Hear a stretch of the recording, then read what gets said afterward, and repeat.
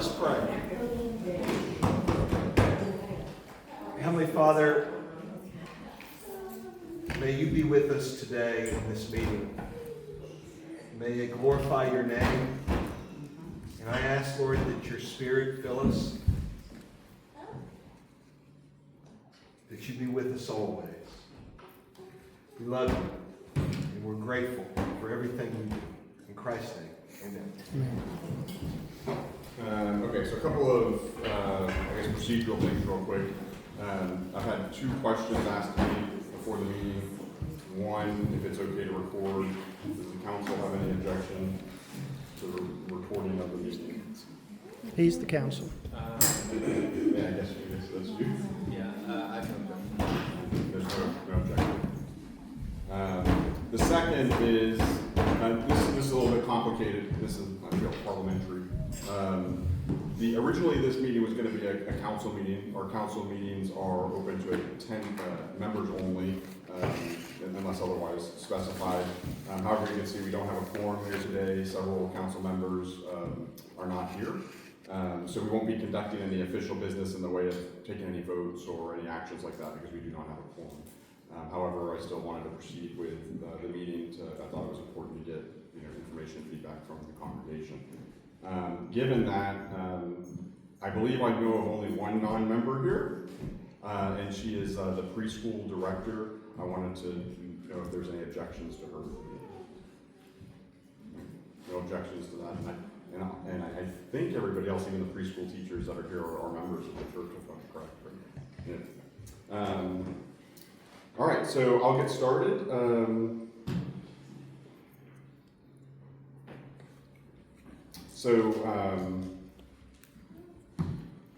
I messed up here. Purpose of this meeting, all right? We're here to talk about the recent events. I'm sure you probably have heard the preschool teachers. I believe all of them resigned, maybe one didn't, but in any case, sufficiently, the teachers resigned from the preschool. So given no other action, there will be no preschool next year.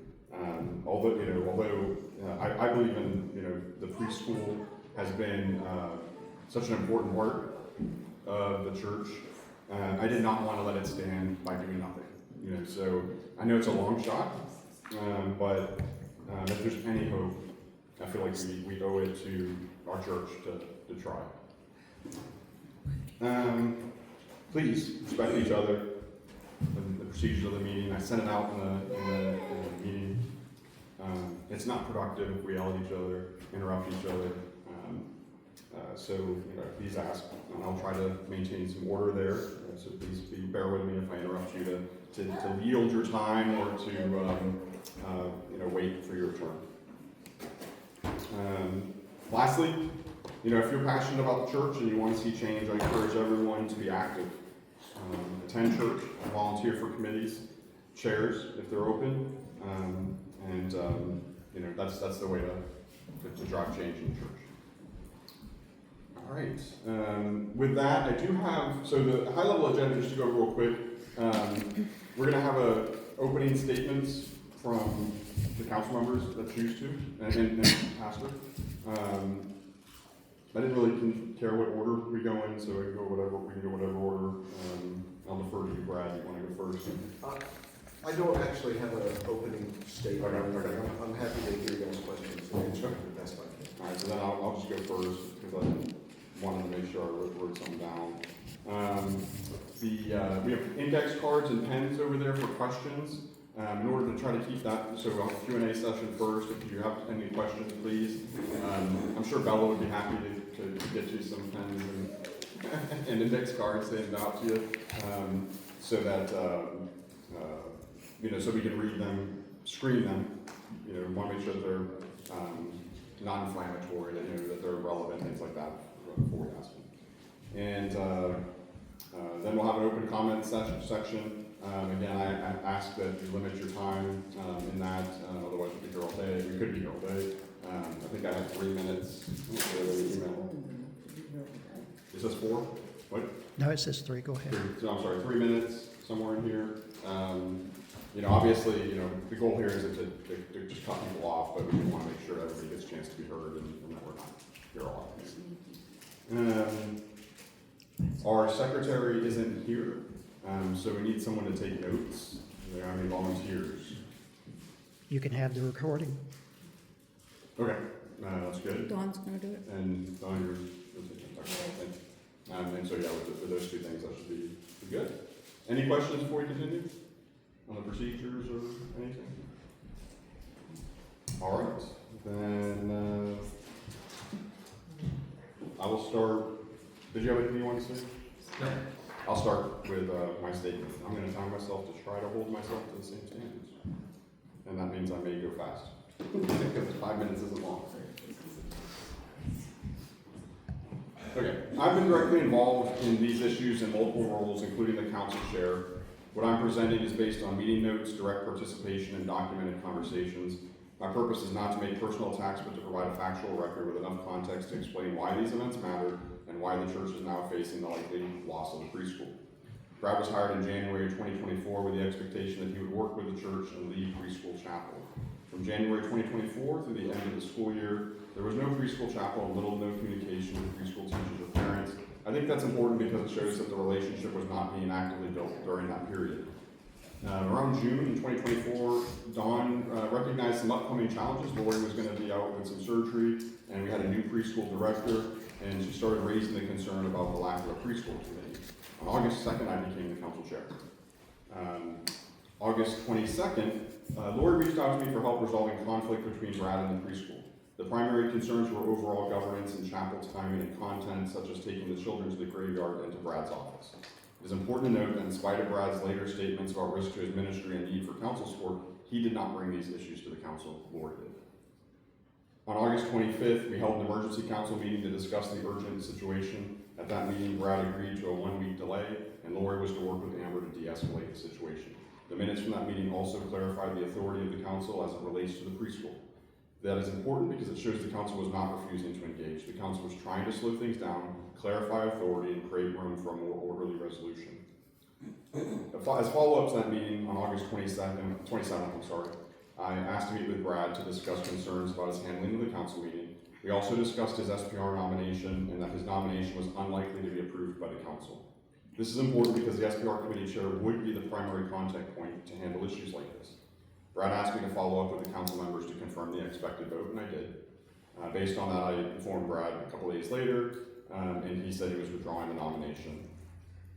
So I updated the meeting agenda. So we had already had a September 1st meeting planned before the emergency meeting right before. Would you repeat that? What Which you part? just said before? You're talking so fast. I said this is important because the SPR committee chair would be the primary contact point to handle issues like this. Brad asked me to follow up with the council members to confirm the expected vote, which I did. Okay. Based on that, on August 29th, Brad said he was withdrawing the nomination, so I updated the meeting agenda and sent it out. Our regular scheduled meeting was September 1st, which happened to be Labor Day. At the regular scheduled council meeting, there were other nominations on the agenda, those were approved. Because it was Labor Day weekend, several members were absent. Brad asked whether his nomination would be approved with the current attendance, and I told him no. He said he would remove the nomination and announce that he would not work with the preschool. I believe this is important because it reflects an unwillingness to work with the preschool except under the narrow terms. In October 2024, Brad got another job and informed us at the Bible study. This is important because later it affected his ability to fulfill the role as hired. On December 19th, I scheduled a call with Brad to discuss the preschool reconciliation. Brad did not attend and later canceled. My recollection is that we rescheduled and had a discussion on another day, but I couldn't find the record of it. On February 26th, we had a council meeting where Lori presented the preschool in an effort to try to draw the preschool and congregation closer together, and I think it was well received. On March 11th, this is 2025, sorry, we're in a new year, but still pretty far back. I met with all the preschool teachers, except I think Robin, so to be clear, I think she wasn't available at the time. During those conversations, I reaffirmed that the preschool was a mission of the church and under the authority of the council. The teachers expressed the desire to reconcile. There were concerns involving a small number of parents related to chapel, but the teachers' overall posture was that they wanted things repaired. I believe that's important because it shows there was still an opportunity to work toward reconciliation. On May 4th, during their vision and process survey review, the preschool was identified as the #1 issue that we needed to resolve. So then we agreed to have follow-up meetings. We had about 1 to 2 hour meetings on May 6th and June 11th with a combination of people, but primarily me, Brad, Lori, I think Bill attended one, Don attended one, and Tracy Sacaleros, I think, attended one. At the conclusion of the meetings, Brad's stance was that one or two of the teachers needed to be fired for him to work with the preschool. At that point, we were at a stalemate. The current council was unwilling to fire the teachers. October 2025, Brad asked to remove 2 council members, John Cody and Lori, due to church attendance. There was no plan to replace Lori. The meeting turned hostile. Sorry. On February 4th, 2026, Brad called a closed council meeting to revise the bylaws. I asked that it be rescheduled because we had less than a week's notice and the decisions were important. That request was declined. At that meeting, the bylaws were amended, changing the rules for committee members. For the record, I have concerns about the legitimacy of some of those changes based on the procedures and the impact. Although the intent had been previously discussed, we had also discussed applying such rules moving forward rather than retroactively. The council approved the changes, and John Cody was removed as a voting member, and Laura Budwitz and Tracy Sacaleros were removed from the preschool council, creating a lack of preschool committee similar to the situation in 2024. On February 2026, Brad called another closed council meeting. I did not attend that. On the 25th, Brad called a meeting with the preschool director. I had not planned to attend, but the preschool director asked me to attend, so I did. Anne objected to my attendance and refused to attend herself. I think that is relevant because it reflects the ongoing dysfunction around process and participation, even in meetings that were supposed to help her solve the problem. On March 11th, Brad called a meeting with the preschool teachers. I intentionally stayed quiet because it was Brad's meeting and I wanted to avoid escalating things further. On March 12th, most of the teachers resigned after that meeting. On March 15th, Brad gave a sermon on the preschool and took down the preschool sign. On March 24th, 2026, there was a parents' meeting and there's a recording of that online. My view is that several incorrect statements were made by parents. However, I do not necessarily believe that automatically proves teacher malice. Some of those could have been related to parent communication. At the same time, I do believe that parents have legitimate concerns, and I wish those concerns had been handled more gracefully. I think both of those things can be true at the same time. The reason I'm presenting this is because if we look honestly at the timeline, this was not a sudden collapse. What we see instead is a pattern over time. Periods where issues escalated quickly without broader coordination, followed by periods where progress toward resolution slowed or stalled, and then further escalation when engagement resumed without careful consideration. If we're going to move forward responsibly, we need to acknowledge that pattern clearly. Jason, Yes. may we get copies of that? Yes. Thank you. Go ahead. Brian. Oh, questions? Yes, so now we're interviewing questions. We're not at the statement for you yet. Okay. Please, order. I only have one question. Does anybody else have questions to submit? You also do. Okay. All right, so we'll go. Well, I have several, but I need to see, I need to go back over some of the things you I said. had you last time. Well, you're welcome to have it for now, but again, the questions need to be submitted. Do you need an index card to submit your question? No, thank you. Does anybody need an index card?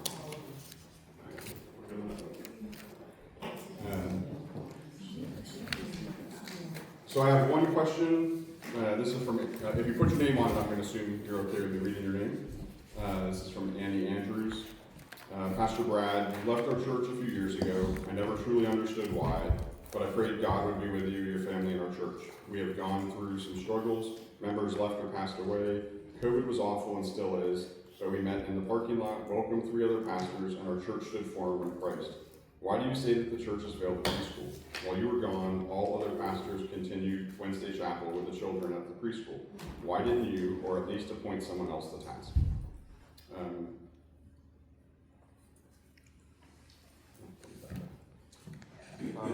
So my intention was to have chapel. When I was here before, we had chapel, and very successfully,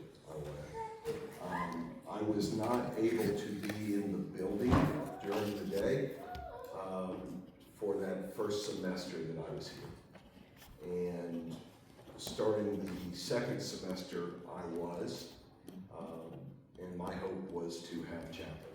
Now I have a 9-to-5 job. This is a part-time job here at the church. I am unable to be here during the day.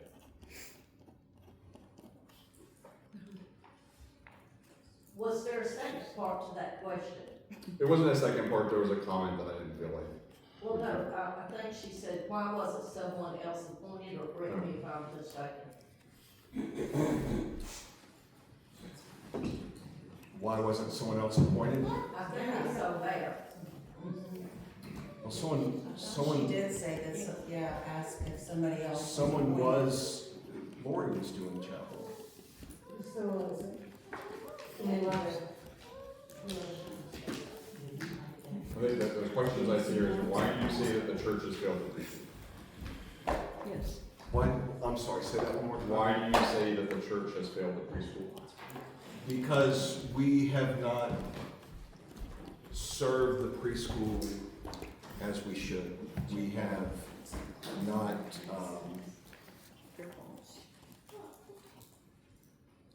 we have not been active enough in the lives of the preschool families in order to fully present the gospel to them,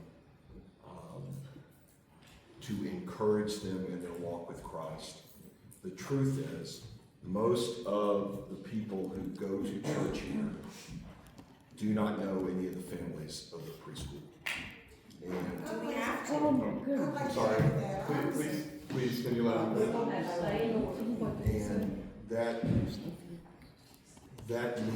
that I believe needed to change. I've got the next question. I'm sorry, I missed who you said. Margaret Ann. Margaret Ann, okay. No, she didn't put her name, so maybe I should have said that.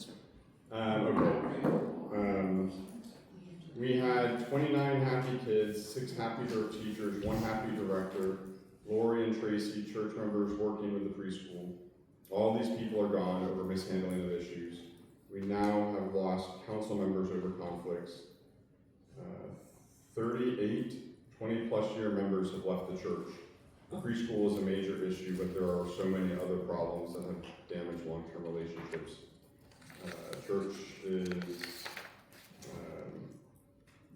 Church reputation is ruined in community. Why?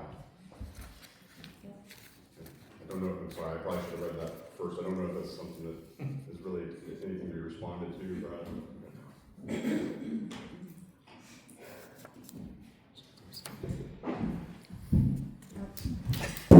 Is that what we're supposed to do? Ask questions now?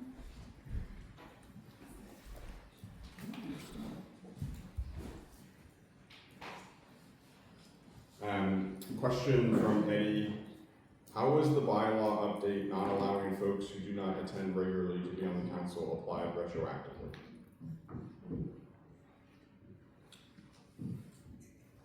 It stays, it's not retroactive. They weren't coming to church. I don't see this retroactive. They just weren't eligible to serve. May I speak? Can we wait till the statements? Well, I was going to address what he just said. Okay.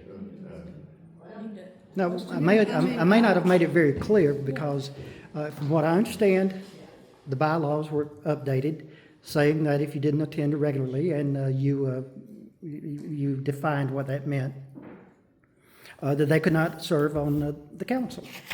And then the second thing that was motioned and voted on was the kicking out of John Cody and John Sacalaris. no, John was still with her. Tracy Sacalaris and of course Lori. That was my question. So I was saying that it was applied retroactively because if it became effective and they weren't given the chance to correct it, not that there would ever been a chance But they weren't given the chance. That was my question. Is that is that your answer? That's your definition of retroactive, right? So, may we have questions? I don't, You're I supposed to have, fill out a question and so that, but it's too long for that. And I mean, I have a statement, but I don't wanna make a statement. I understand. I have Okay, questions. I understand. Okay, so why was there no plan when the preschool committee was dissolved? This left the preschool with no direction. This is for me. I wasn't there for that. The preschool at that time was put, instead of having a preschool committee, was the church council was acting as the preschool committee at that time, until such time that we could have a new one.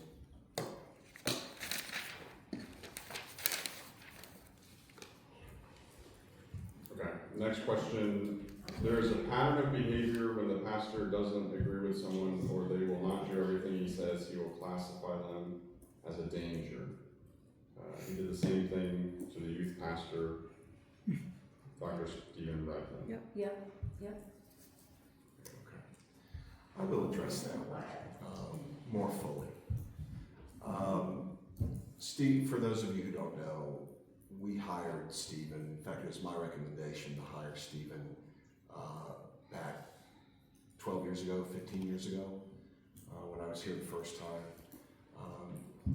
We hired him because we have to do things differently here. I think we're not in competition, or we shouldn't try to be in competition with churches with more resources and people and we shouldn't try to mimic what they do. So for a youth program, we decided that instead of a lot of bells and whistles and noise and shaving cream and lights and that sort of thing, we would hire a serious guy, right? And the kids really responded to him well. I liked him.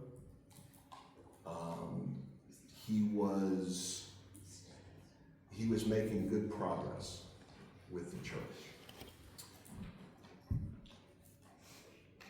We had our first youth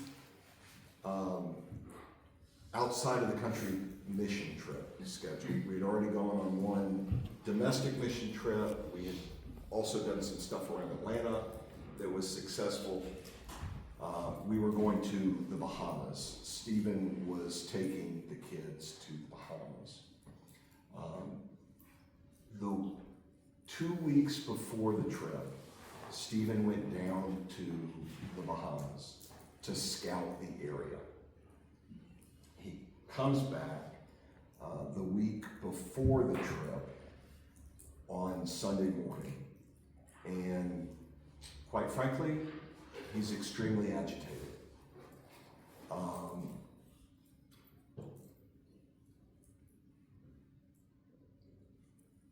I believe, based on the things that he said, that he was having some sort of mental issue with him.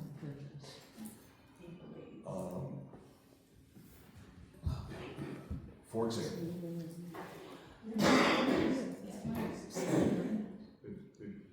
example, Stephen said that the black people in Eleuthera, and Stephen is black, don't need the white man's religion.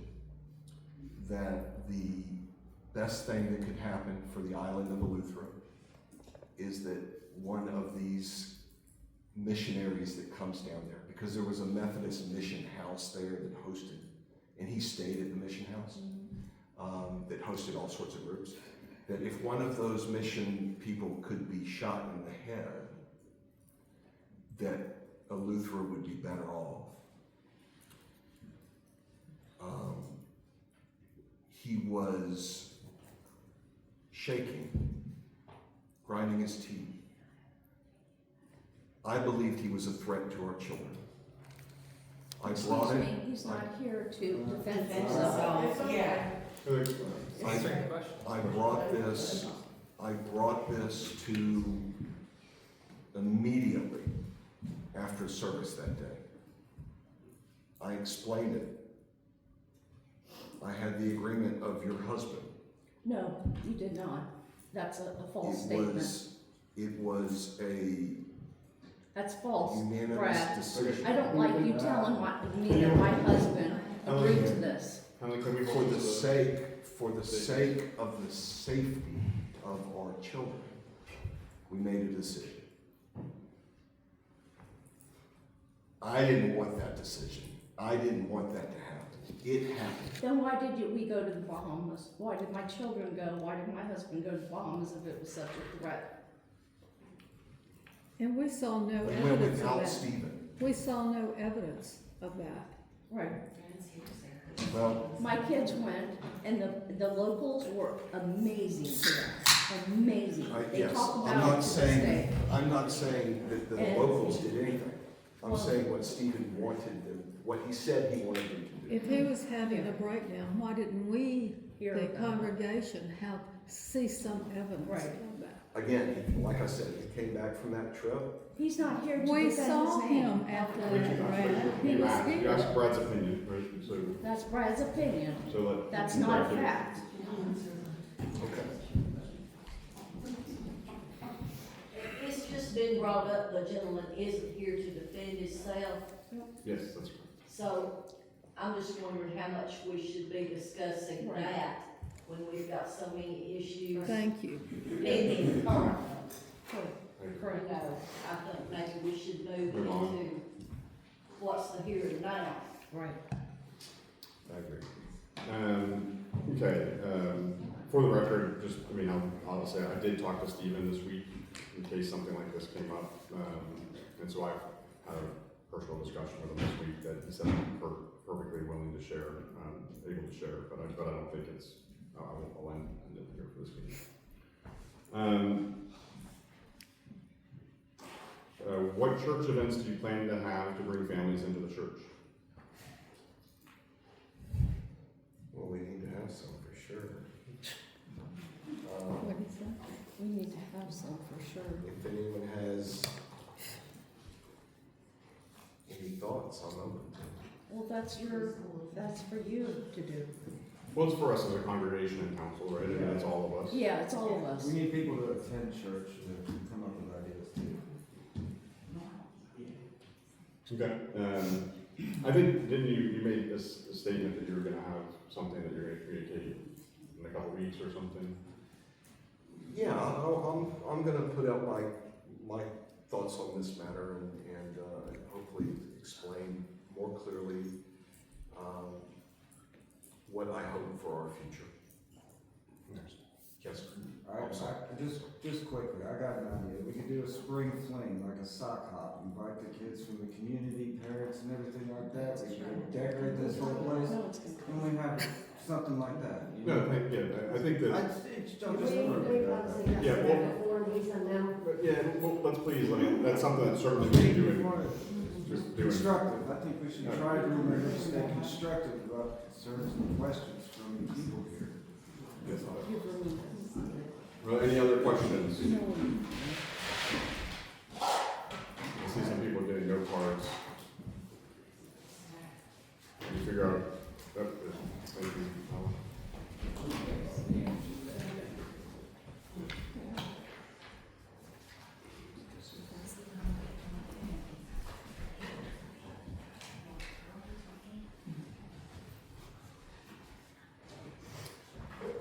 How do you plan to rebuild the preschool after the reputation has been destroyed?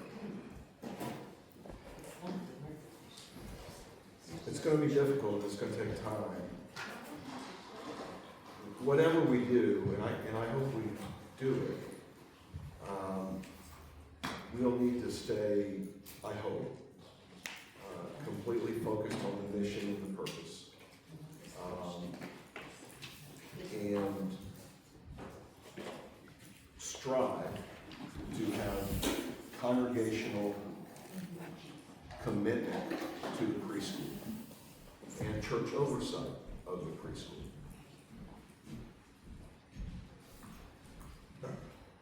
I'm gonna go ahead and address this because I think I can. The question is, why did you close the preschool? I think it says a productive preschool in the community. To be clear, we did not close the preschool. The teachers resigned, and that's what we're here to discuss, is if there's any way to keep it open. Why did they resign? Why did they resign? Why did the teachers resign? I mean, that was my question. Let me further it. Like, why did the teachers resign? A short answer. Okay, short answer, you're free to ask them. No, your why did they resign from you? I'm not gonna say, that's the answer, so. You're not gonna say. So we've got some preschool teachers here today that are members, and so maybe that might, hopefully maybe they'll cover that. Trouble hearing in the back. We need to keep our voices up a little higher, I think. Any other questions? Did you say it was open for preschool teachers to answer that if they wanted to? I said, after the question session, we've got an open statement, so you can just make statements. I was thinking we would get more questions. Maybe. I think Lauren's, her statement that she's gonna talk about is how the preschool feels as each teacher. Thank you. So, because there was no way he was willing to work with us. So, but again, I think she can read hers and it'll be more understanding.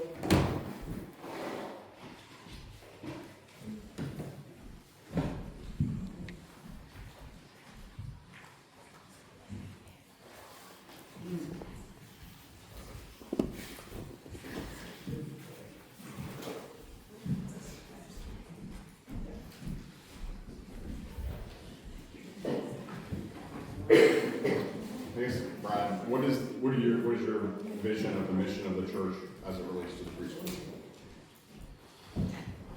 All right, this is a really good question, and it's one that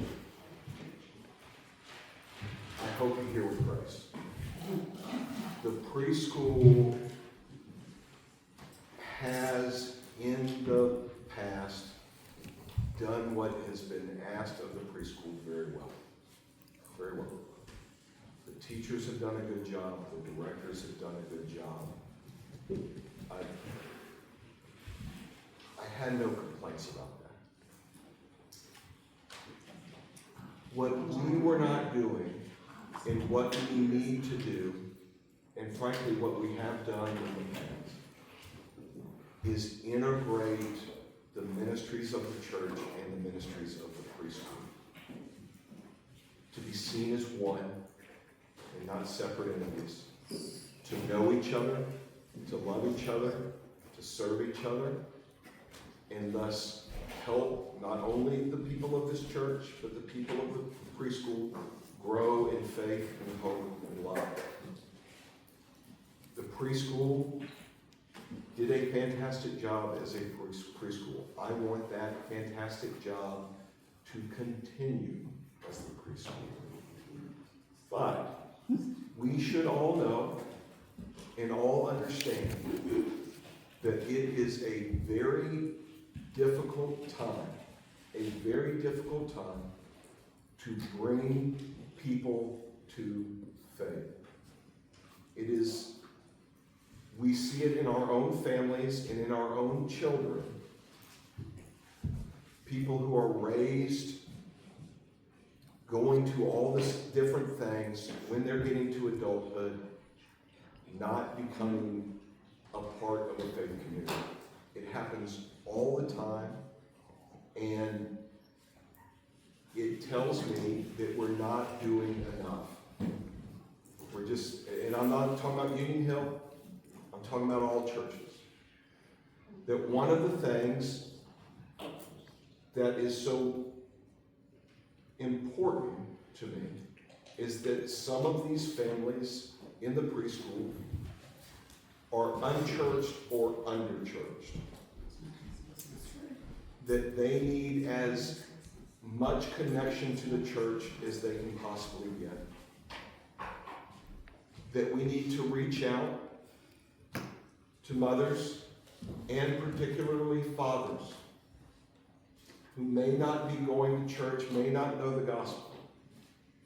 That the sons of those fathers who don't go to church more than likely will not go to church themselves when they are grown.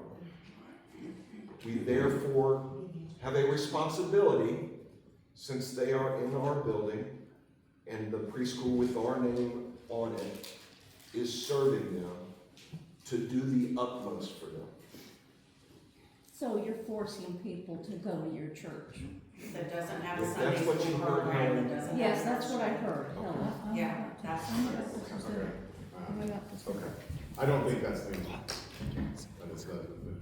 That's still to answer the question of what the mission is. The church's mission in regard to, so basically, To bring Christ to these but if there's no families, to preschool, discipline. there's no one to bring to Christ. So, I agree. How did you expect to reopen the preschool when the sign is gone and it's removed from our website? So that was because we were in registration and we didn't have any teachers. I didn't want people sending us checks or anything like that while we didn't have any teachers. Okay. This is somewhat related, I guess. Why were there no attempts to reach out to the preschool staff or student families? Not, I mean, I guess we had a meeting with the staff and we had a meeting with the families. I'm not sure what the context of that one is. I don't know if anybody wants Well, to that was, clarify that. the meeting with the families was after. that Oh, they prior had- to yeah, I gotcha. There, so prior to. Well, that's not my question, but that's what I'm trying to clarify for you. That this all happened before the meeting with the parents. So I think the question is, so prior to the decisions that were made that affected the preschool, the council, why was there no attempts to reach out to preschool staff and student families? Well, maybe I'll ask them, did you reach out to the families prior to that parent meeting? No.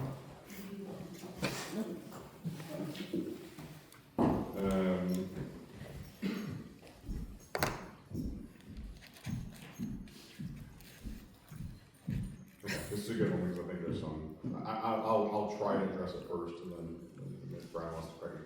The question is it true that the council decided that beginning this fall, the teachers, parents, and students would be required to attend the church regularly? And then my answer to that is my interpretation was only that the teachers would be required. to attend this church? Not just for Oh, any a church. a Christian church.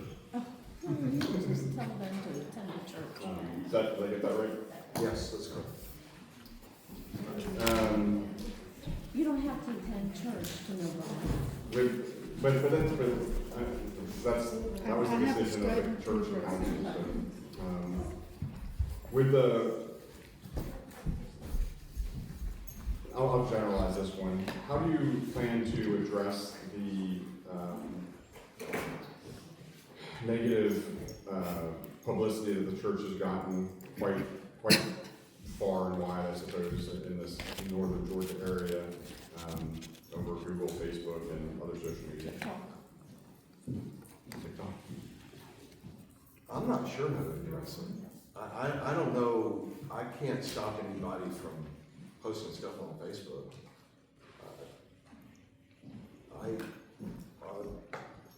I ask you if you're doing that.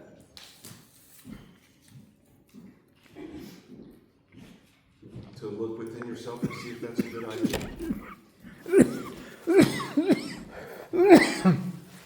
I have a one-line question. I've got two in front of you. Okay.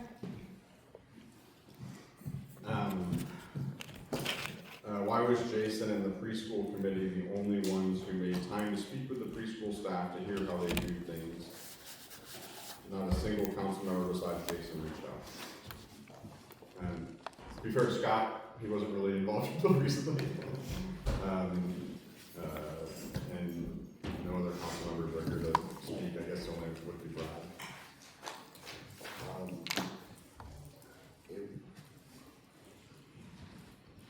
I'll say that there were attempts through the last couple of years with the leadership of the preschool that we weren't able to work it out. It didn't make a lot of sense to me in that sort of environment.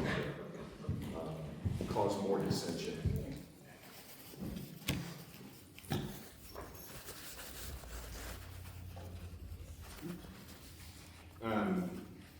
I think this question is more of a statement.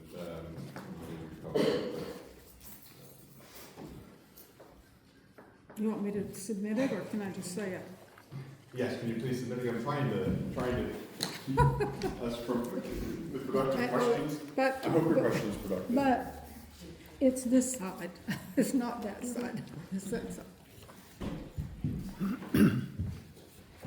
Did you get a copy of the petition? To remove Brad. Yes, I've seen it. I was asking Jason. Oh, me? Yes, I got it. Scott, did you get it? I did. Do I have to fill out another one to say, how are you gonna handle that? Well, I think like we would handle anything on the council, and we have our procedures and bylaws. I mean, we've got our church rules and processes, like I said at the beginning, that if people want to be active in the running the business of the church, they need to be involved in the church. And I mean, unless Brad has any reaction he has to the petition. But Brad has to recommend someone to be a member of the council. And the ones he recommends are the ones who are loyal to him. His best friend right there. Stepdad. Yeah. In all fairness, yes, the pastor makes the nominations, but before they're voted on by the church, he also asks, are there any other nominations? I don't think that's happened here. No, that's the way it's been done in the past. Now, granted, it's almost invariably rubber stamped, but there is the invitation for other nominations. There is the annual conference where the people that we haven't had, which at least for the last year, well, I guess it's my fault. Is this what you're Oh, yeah. And so we should have that, and that is an opportunity for the congregation to vote on the council. So that's another checkpoint. All right. Statements. What's that? Yeah, it's time for statements. I suppose I need raised hands or something to go in some sort of order. Yeah, we can start with Lauren from the Why don't preschool. you just start from the, okay, never mind, okay. My name is Lauren Gibson, and I serve as the director of Unionville Preschool. On March 13th, I, along with nearly the entire preschool staff, submitted our resignations to the pastor and council. We will continue to serve to the end of the school year to ensure the children receive the stable and positive conclusion they deserve. All 27 students who had submitted registrations for next year have asked to revoke their enrollment after the parent meeting and with council and pastor. This preschool has always been grounded in teaching the young children the love of Jesus while providing a strong educational foundation. That balance is essential, and it is why families come here and why this program has earned the trust and respect of the community. What is being pursued now is not a small adjustment. It's a deliberate shift in mission. The focus was moved away from serving children and families to focus toward using the preschool to drive church attendance. Moving our 4 major events from Thursdays to Sundays creates clear logistical conflicts for both parents and staff, including their own church attendance, existing family commitments, and overall scheduling constraints. This was never presented as a genuine discussion with staff. The decision had already been made, and we were expected to fall in line. There is another issue that needs to be addressed. The pulpit carries spiritual authority, and with that, a responsibility to uphold. It is not a platform to air one-sided accusations, especially without prior conversation or opportunity for those involved to respond. What took place during the March 15th sermon was not only inappropriate, it was unacceptable. To publicly characterize these teachers in a way that calls into question their faith, integrity, and commitment to Christ is deeply offensive and fundamentally untrue. These women serve faithfully day after day. They use their own money for supplies. They come in early, they leave late, to go the extra mile for the school day to make it special. They embody Christ's love in how they care for the children, and we support our families. To have their character questioned from the pulpit, and then to have that message broadcast publicly on YouTube, was not only harmful, it's a misuse of spiritual authority and a profound failure of leadership. Who would want to work for a church that demeans them during Sunday services? What parent would send their children to a church that speaks about its teachers in that manner? This occurred while we were explicitly instructed by the pastor not to speak to parents about our resignations. The contradiction is glaring and did not go unnoticed. We had remained silent to the parents until the sermon went public for the world to see. Equally concerning is the manner in which these changes were carried out. The pastor took it upon himself to remove the sign from the preschool out front before meeting with the parents, and without prior discussion or approval from staff or council, showing this is not a neutral act.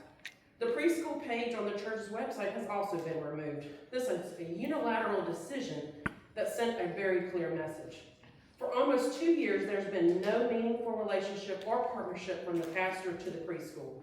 Rather than engaging and reaching out and seeking how they can support the program, responsibility for his absence was shifted onto others. The decision ultimately comes down to integrity. When the direction, the leadership, and the environment no longer align with the mission you are responsible for upholding, stepping away is not optional, it is necessary. But I will be clear, this is not a transition born out of growth. It is a result of the breakdown of the pastor, where prior issues were neither addressed nor corrected. When trust is lost and the truth is not equally upheld, leadership is no longer effective, no matter what position it holds.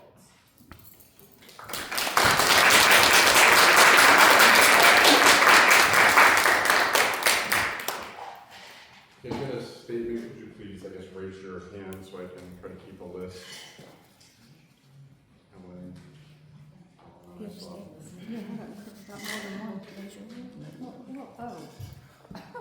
You want to go ahead, Helen?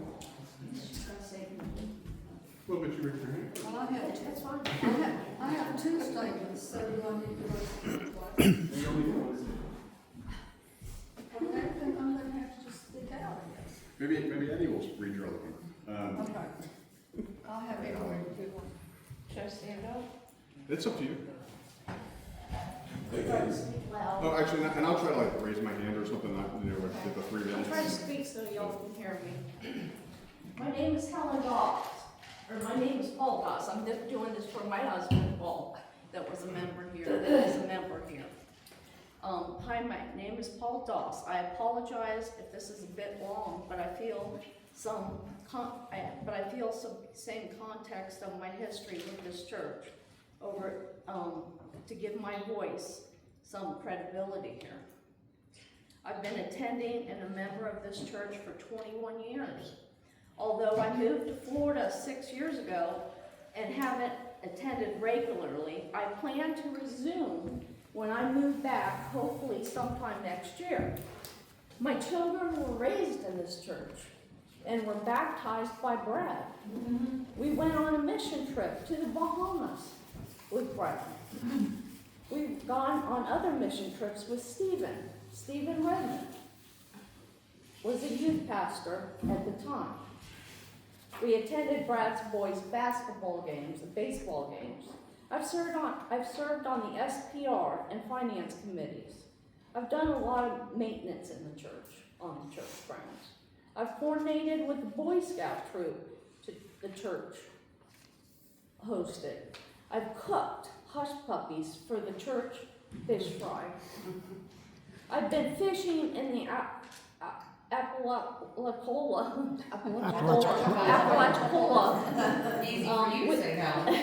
with Jimmy Budd and Marlene to catch fish for the fish fry. My wife and I hold a deep respect and gratitude for Maureen and the late Jimmy Budd. Long before I came to this church, Jimmy had a vision, a mission to build the preschool for the purpose of teaching the community, children, about God's love, so they themselves would be disciples and go home and share God's story and love with their parents and friends. That vision became a reality, and after years of effort, the preschool has consistently operated at full capacity and has become the greatest ministry of our church. The preschool, for the most part, has always operated independently from the church, with the preschool director responsible for curriculum, interviewing, hiring teachers, and running background checks to ensure our children are safe and have the best and most loving teachers. I heard about the new requirements that Brad and the council wanted to impose on the preschool, and I just listened to the recording of the parent church council meeting.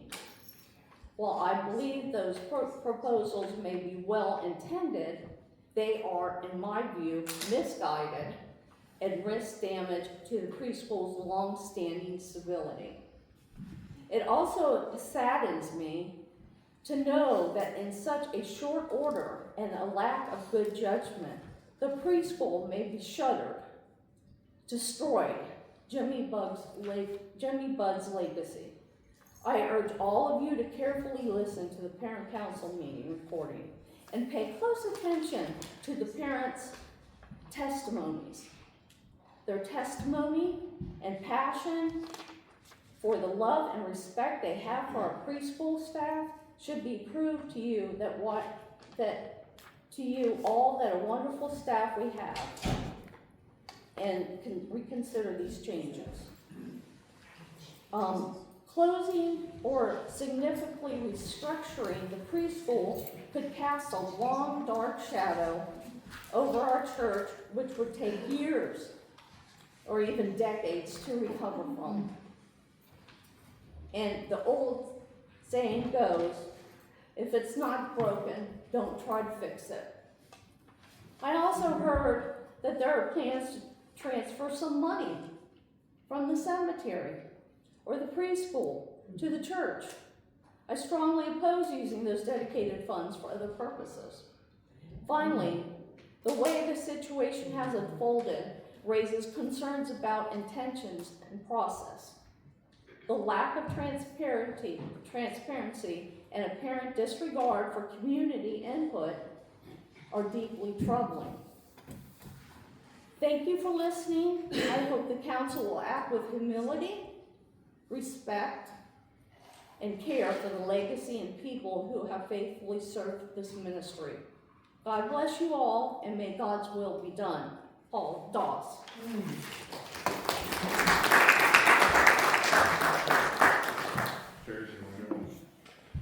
Yeah, I can do one, then I have a very short one that I can do later. Well, yeah. We are an hour in, so. Okay, well, yeah, sorry. But this is not really a formal thing. I tried several times to write a statement, and I got a headache. I got so confused, so I dashed this off standing at the kitchen counter yesterday. So please forgive me if it's not perfect. But I have to preface it by saying I was a preschool assistant teacher for over 4 years. I worked underneath a girl from India. She was a Hindu. Next door was another girl from India who was also a Hindu. They did an excellent job. They did not try not to teach the scripture. They did their job. They loved the children, and that's it. Okay. What is the goal of a church-based preschool? Shouldn't it be to provide a safe, loving, Christ-like atmosphere And yes, there should be Bible teaching included. Part of that should involve teaching children to have and show respect for others, even those whose beliefs are different from ours. That is the example that Christ showed when he ate with sinners, tax collectors, and prostitutes. Is it not one of our duties to reach out to the unchurched? And why not use the preschool as a means to do that?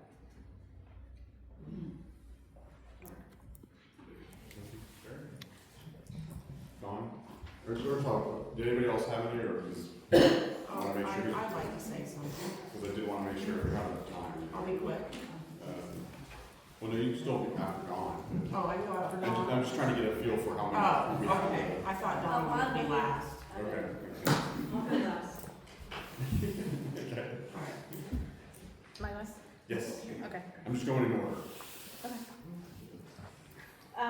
For anybody who doesn't know me, my name is Dawn Pastor. I'm Jason's wife. I am also a almost 20-year member of this church. And both my daughters were also baptized by Pastor Brad.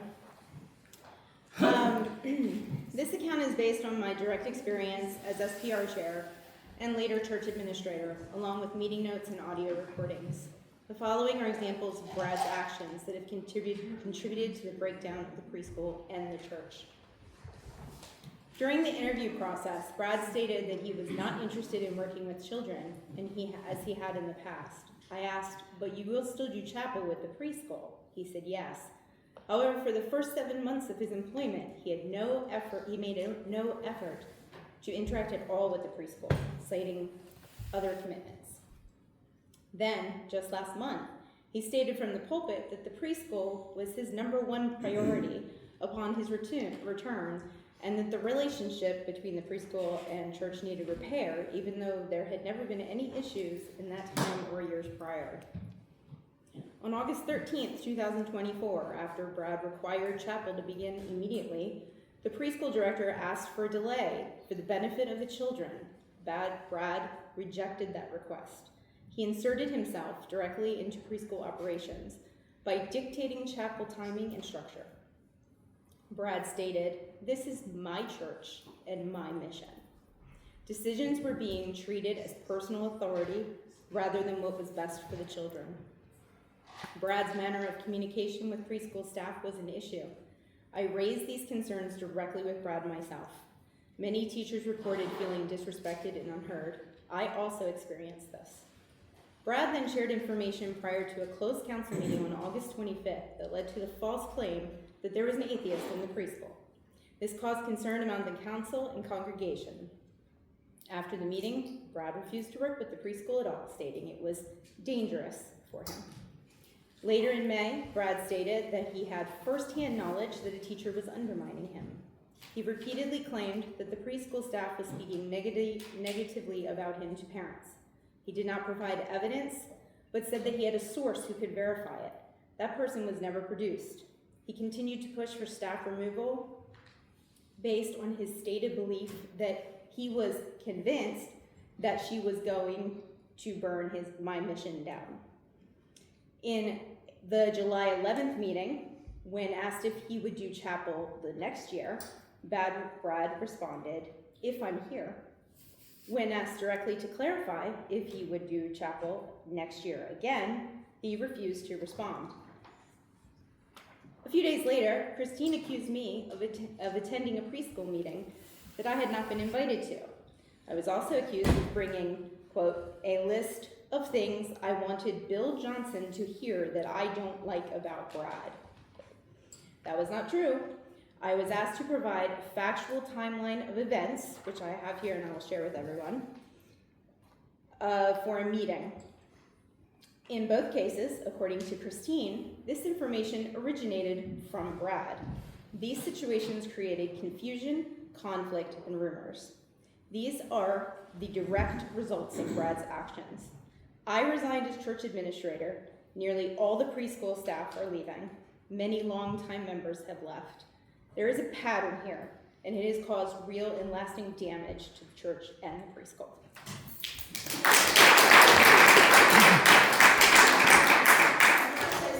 Yeah.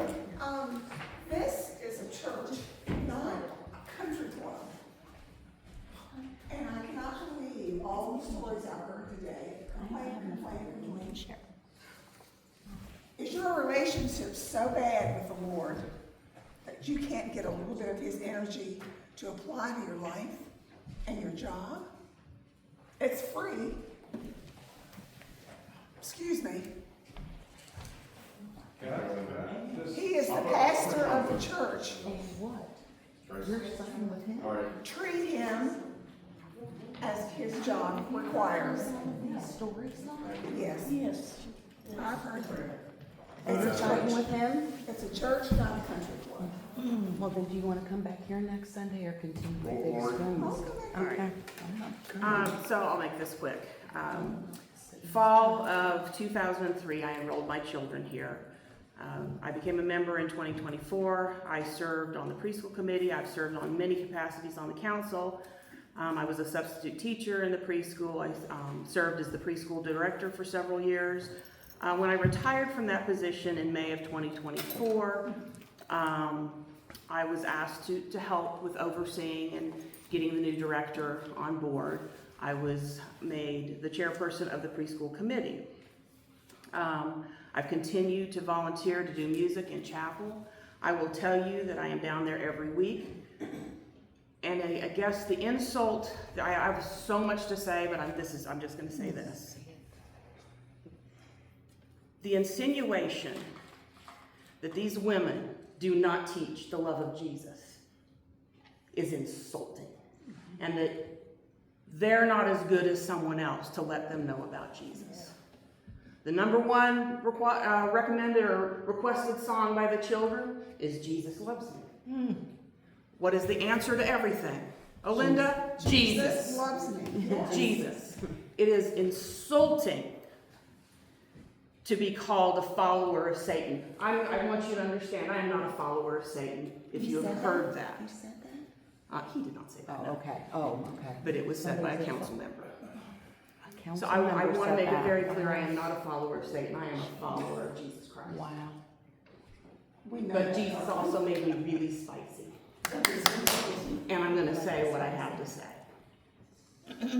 This preschool and the people who have worked there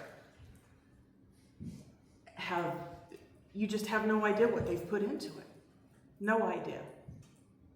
And it's insulting that maybe it's not exactly the way you would want it to be, or because they didn't agree, or they didn't immediately say, sure, it's the first day of school, everybody's screaming, but let's do chapel.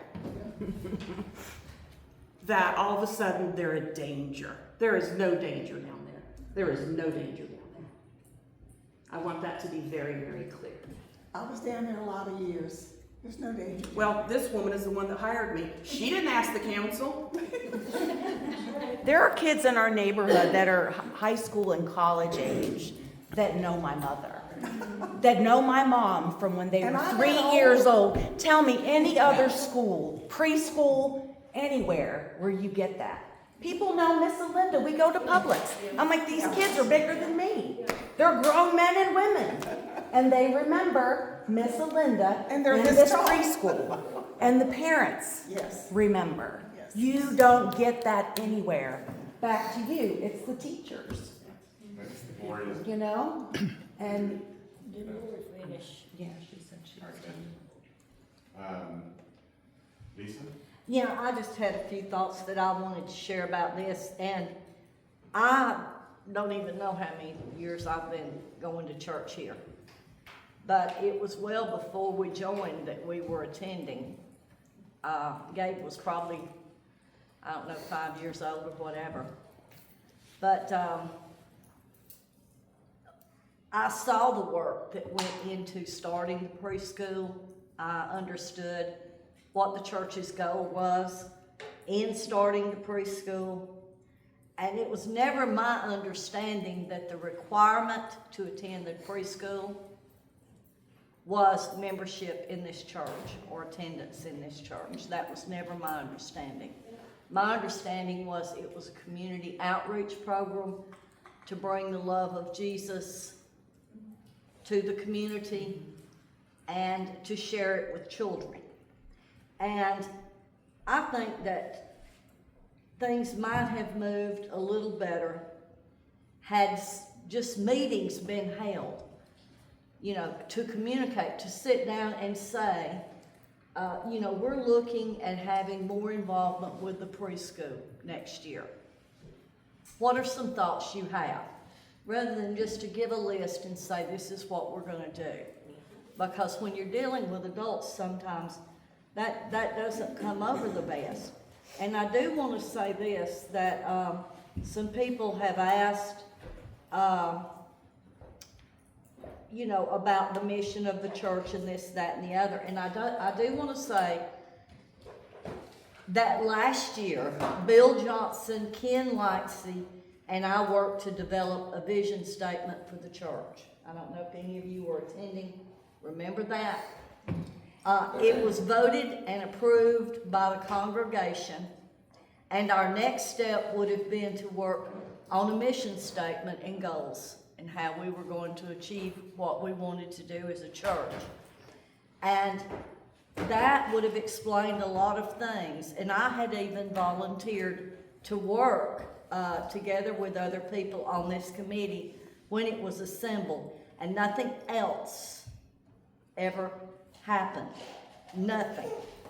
Now a statement has been issued that soon you'll state the direction of the church you have determined for the church. And I don't think that's how it should work.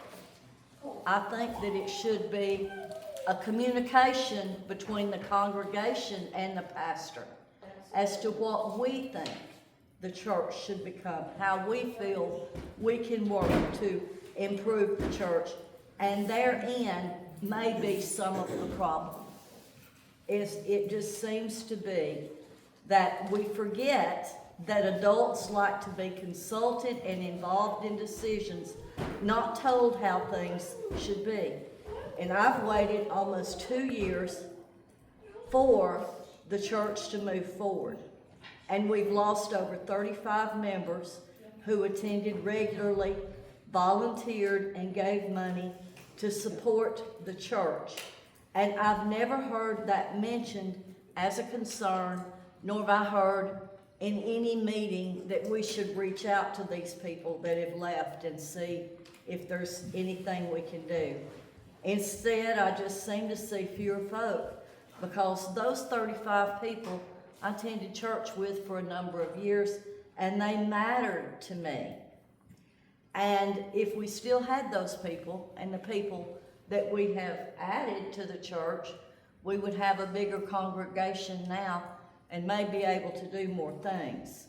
But I would like to say, just go on the record as saying I'm very disappointed about the way that this preschool issue has went down for 2 years. And I know from serving and from attending the meetings that there were conversations held, and there was advice given that maybe people should just try to work, you know, just go down there and try to work, try to have a meeting, whatever. And I don't think that that ever happened. And then unfortunately, you know, now we're in the situation that we're in, and we have lost something that was very meaningful, not only to the church, but to the community, and I think that served the intent of the purpose for when it was originated. And that's all I had to say. Thank you.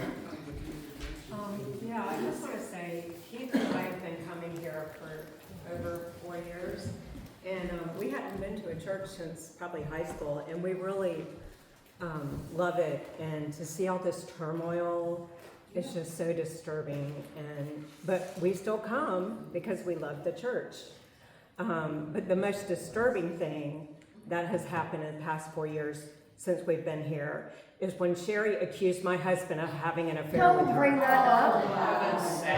Look, It was so gross and vile. we're not even here for that. We're not here for that. That's Thank God part of for the this. church, so you It can just doesn't shut your matter. mouth. We're not talking church. This is Shut about your the mouth. preschool. This is about the preschool. No, this is about the church. It is about preschool. This is about the church. Mom? Mom? No, I'm gonna have something to say. Afterwards. Well, Okay. come on, let's go. All right, and then I'm leaving. Okay, thank you for that. Chris? Can she not be outed?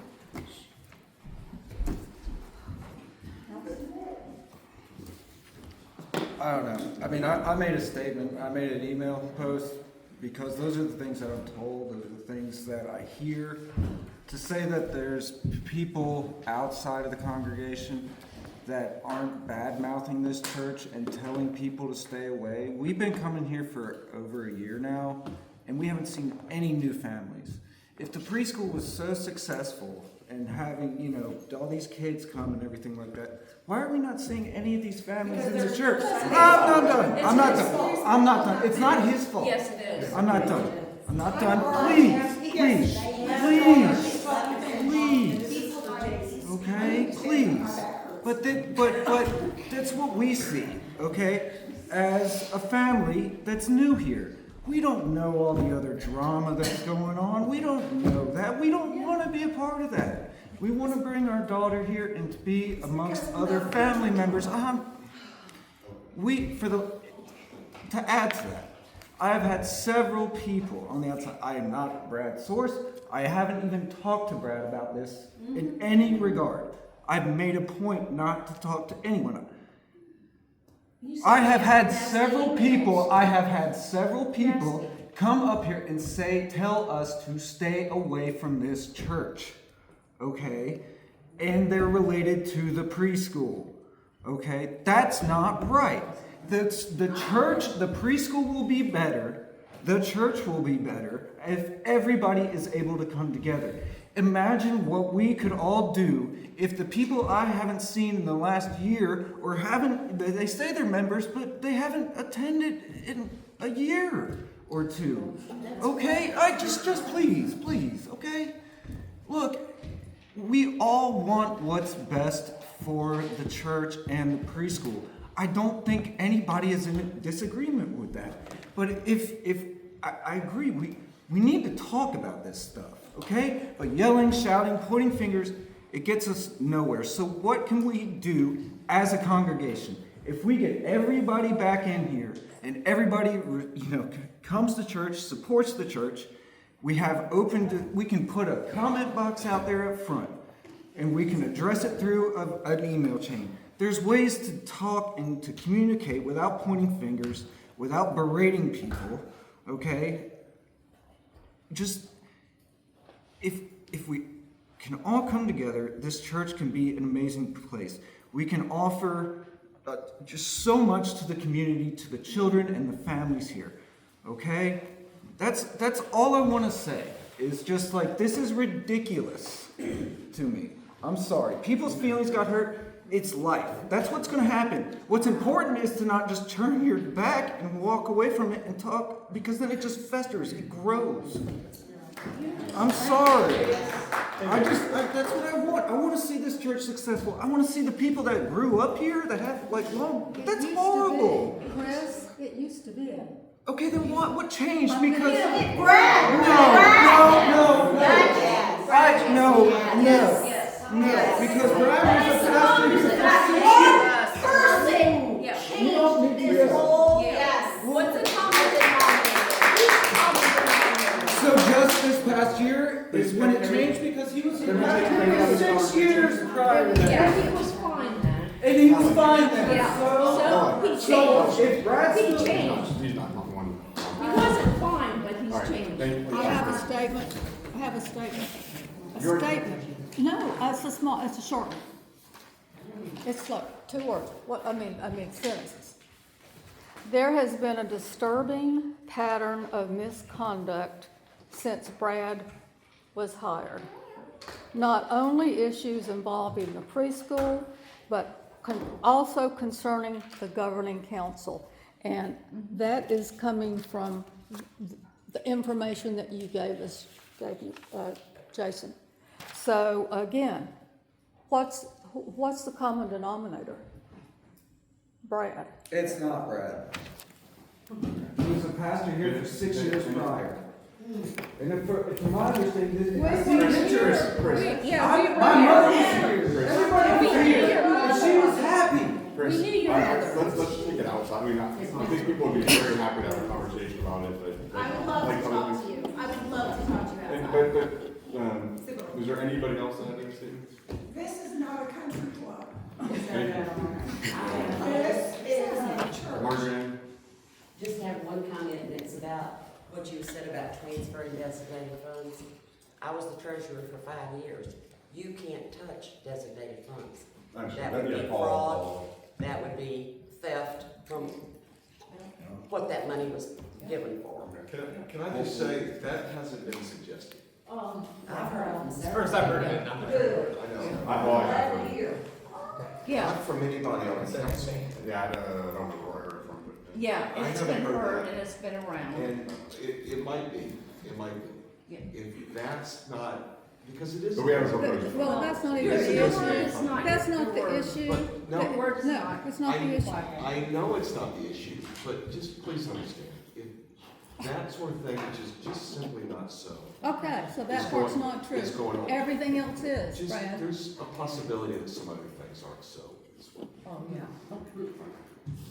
Yeah, that's good. Okay, so I do feel like, I didn't have this on the agenda, but I do feel like, based on the tone of the meeting, if Brad, if you want to have some sort of closing statement. God bless you. And may Christ's peace reign over this church. Amen.